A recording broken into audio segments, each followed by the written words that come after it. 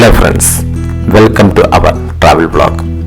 Azerbaijan യാത്രയുടെ അവസാനത്തെ ദിവസമായ ഇന്ന് ഫയർ ടെമ്പിൾ, ഫയർ മൗണ്ടൻ എന്നിവിടങ്ങളിൽ പോകാനാണ് ഞങ്ങൾ പ്ലാൻ ചെയ്തത്.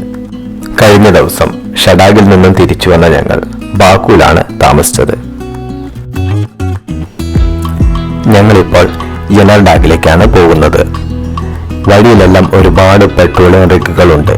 ഇതിന് കാരണം ഈ പ്രദേശമെല്ലാം പെട്രോളിയവും നാച്ചുറൽ ഗ്യാസും കൊണ്ട് സമ്പുഷ്ടമായതിനാലാണ്. അസർബൈജാന്റെ തലസ്ഥാനമായ ബാക്കുവിനടുത്ത് സ്ഥിതി ചെയ്യുന്ന സ്ഥലമാണ് യെനർഡാഗ്. അസർബൈജാനി ഭാഷയിൽ ഫയർ മൗണ്ടൻ എന്നാണ് അർത്ഥം. ആ വാക്കിന്റെ അർത്ഥം പോലെ തന്നെ കുന്നിൻ ചെരുവിലെ പാതയോരത്തിന് സമീപം ഏകദേശം 10 മീറ്റർ വിസ്തൃതിയുള്ള പ്രദേശത്ത് തുടർച്ചയായി കത്തിക്കൊണ്ടിരിക്കുന്ന തീനാളങ്ങളെ കാണാൻ വേണ്ടിയാണ് ഞങ്ങൾ വന്നത്. ഈ മലനിരകളുടെ കട്ടി കുറഞ്ഞ മണൽപ്പാളിയിലൂടെ പുറത്തേക്ക് വരുന്ന ഹൈഡ്രോ കാർബൺ വാതകങ്ങളാണ് കഴിഞ്ഞ കുറേ വർഷങ്ങളായുള്ള ശക്തമായ മഞ്ഞിനെയും മഴയെയും കാറ്റിനെയും അതിജീവിച്ച് തുടർച്ചയായി കത്താൻ സാധിക്കുന്നത്.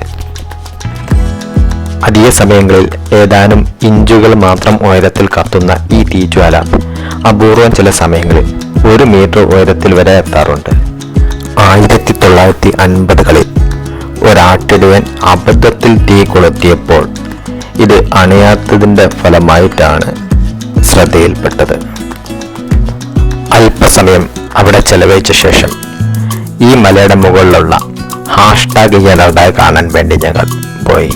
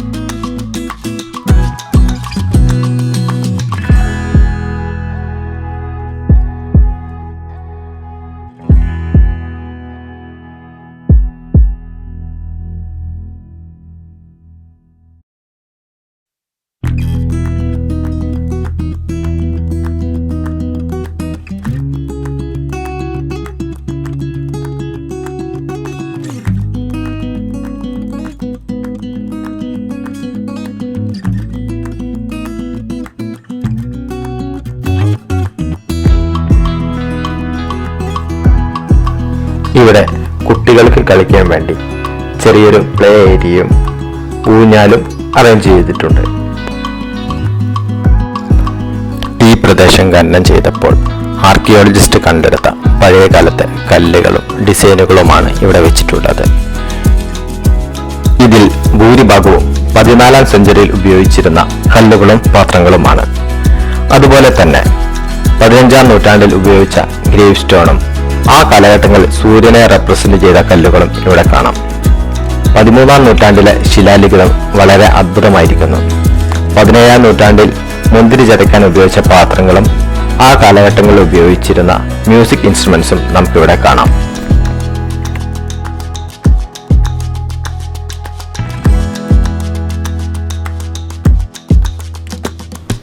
ഫയർ മൗണ്ടനിൽ നിന്നും ഇറങ്ങിയതിനു ശേഷം ഇനി ഞങ്ങൾ ഫയർ ടെമ്പിളിലേക്കാണ് പോകുന്നത്. ഇവിടെ നിന്നും ഏകദേശം 30 മിനിറ്റോളം ഡ്രൈവ് ഉണ്ട് അവിടേക്ക്. പോകുന്ന വഴിയിലെല്ലാം ഓയിൽ റിഗുകൾ നമുക്ക് കാണാൻ സാധിക്കുന്നതാണ്. ഫയർ മൗണ്ടനും ഫയർ ടെമ്പിളും എൻട്രി ചെയ്യുന്നതിന് വേണ്ടി നമ്മൾ ടിക്കറ്റ് എടുക്കണം. 2 തരത്തിലുള്ള ടിക്കറ്റാണ് ഇവിടെയുള്ളത്. അതിലൊന്ന് കോമ്പിനേഷൻ ടിക്കറ്റ്. 2 സ്ഥലത്തേക്കുള്ള ടിക്കറ്റ് നമുക്ക് ഒരുമിച്ചെടുക്കാം. അതിന് 15 മന്നത്ത്. അല്ലെങ്കിൽ നമുക്ക് ഓരോരോ സ്ഥലത്ത് എൻട്രി ചെയ്യാൻ വേണ്ടി അവിടെ നിന്ന് ടിക്കറ്റ് എടുക്കാം. അതിന് 9 മന്നത്താണ് ചാർജ് വരുന്നത്. ഞങ്ങളിപ്പോൾ ബാക്കുവിലെ അറ്റേഷ് ഗാ എത്തി. ഇതിന്റെ മറ്റൊരു പേരാണ് ഫയർ ടെമ്പിൾ ഓഫ് ബാക്കു. അറ്റാഷ് എന്ന പേർഷ്യൻ വാക്കിൽ നിന്നാണ് അറ്റാഷ് ഗാ ഉണ്ടായത്. ഈ വാക്കിന്റെ അർത്ഥം ഫയർ എന്നാണ്. ഇത് ഒരു കോട്ട പോലുള്ള ആരാധനാലയമാണ്. ഇവിടെ ഹിന്ദു മതക്കാർ, സിഖുകാർ, സൊറസ്ട്രിയൻ മതക്കാർ അതായത് പേർഷ്യൻ മതക്കാരാണ് പ്രധാനമായും ആരാധന നടത്തിയത്. നമ്മൾ ഫയർ മൗണ്ടനിൽ കണ്ടതുപോലെ തന്നെയുള്ള ഫ്ലെയിമുകൾ ഇവിടെ 2-ാം നൂറ്റാണ്ട് മുതൽ കണ്ടുവന്നിരുന്നു. ആ കാലത്ത് ഇവിടെ താമസിച്ചിരുന്ന പേർഷ്യൻ മതവിശ്വാസികളാണ് ഇവിടെ ആരാധന നടത്തിയത്. ഇവർ പ്രധാനമായും അഗ്നി, ഭൂമി, വെള്ളം, വായു എന്നിവയാണ് ആരാധിച്ചത്. അതുകൊണ്ട് തന്നെ ഇത് അവരുടെ ഒരു പ്രധാനപ്പെട്ട ഹോളി പ്ലേസ് ആയിരുന്നു. 17-ാം നൂറ്റാണ്ടിൽ ഇതുവഴി കടന്നുപോയ ഒരു ഹിന്ദു സഞ്ചാരിയാണ് ഇപ്പോൾ കാണുന്ന ഈ ക്ഷേത്രം നിർമ്മിച്ചത്. സമീപ പ്രദേശങ്ങളിലെ പെട്രോളിയം പ്ലാന്റുകൾ പ്രകൃതിവാതകം ഉപയോഗിക്കാൻ തുടങ്ങിയപ്പോൾ ഇവിടുത്തെ കെടാവിളക്കിലെ അഗ്നി കെട്ടുപോവുകയും അതോടെ ഈ ക്ഷേത്രം ഉപേക്ഷിക്കപ്പെടുകയുമായിരുന്നു. 1975-ൽ ഇതൊരു മ്യൂസിയമാക്കിയ ശേഷം ഗ്യാസ് പൈപ്പ് ലൈൻ ഉപയോഗിച്ചാണ് ഈ കെടാവിളക്കുകൾ കത്തിക്കുന്നത്. അറ്റേഷ്ക ടെമ്പിളിന് 5 കോർണറുകളും അനേകം റൂമുകളുമാണ് ഉള്ളത്. ഇതിൽ ഓരോ റൂമിലും ഇവിടെ നടന്ന കാര്യങ്ങളെല്ലാം ഡെമോൺസ്ട്രേഷൻ ചെയ്തു വെച്ചിട്ടുണ്ട്. ഈ റൂമിന്റെ പുറത്ത് പണ്ട് ഇവിടെ നിന്ന് ലഭിച്ച സംസ്കൃതം ഫലകങ്ങളും ഉള്ളിൽ ലോർഡ് ഗണേശനെ പൂജിച്ചതിന്റെ തെളിവുകളും നമുക്ക് കാണാൻ സാധിക്കും.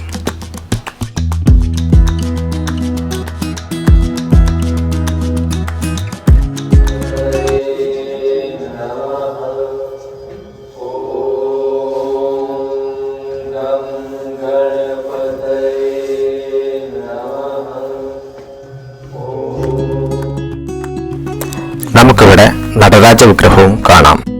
ഇത് സിൽക്ക് റൂട്ടിന്റെ ഭാഗമായതിനാൽ തന്നെ പണ്ട് ഒരുപാട് കച്ചവടക്കാർ ഇവിടെ എത്താറുണ്ടായിരുന്നു. ഒരു ജൂയിഷ് വ്യക്തി ലോക്കൽ പേഴ്സണുമായിട്ട് കച്ചവടം നടത്തുന്നതാണ് ഇവിടെ കാണുന്നത്. അവരുടെ കുതിരയും കഴുതയും പരിചരിക്കുന്നതാണ് നമുക്ക് ഈ ചിത്രങ്ങളിൽ കാണാൻ സാധിക്കുന്നത്.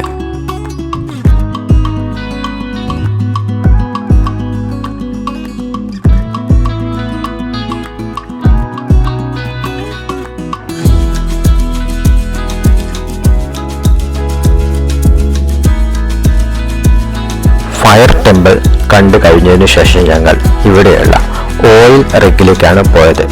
ഇവിടെ നമുക്ക് പെട്രോളിയം എക്സ്ട്രാക്ട് ചെയ്തെടുക്കുന്നത് കാണാൻ പറ്റും. സാധാരണ ഈ കാഴ്ച കടലിൽ മാത്രമാണ് കാണാറുള്ളത്. അസർബൈജാനിൽ കരയിലും ധാരാളം പെട്രോൾ ഉള്ളതുകൊണ്ട് ഇവരിവിടെ നിന്നും എക്സ്ട്രാക്ട് ചെയ്തെടുക്കുന്നത് നമുക്ക് കാണാൻ സാധിക്കും. ഞങ്ങളുടെ ഈ വീഡിയോ എല്ലാവർക്കും ഇഷ്ടപ്പെട്ടെന്ന് കരുതുന്നു. അടുത്ത വീഡിയോയുമായി ഉടനെ വരാം.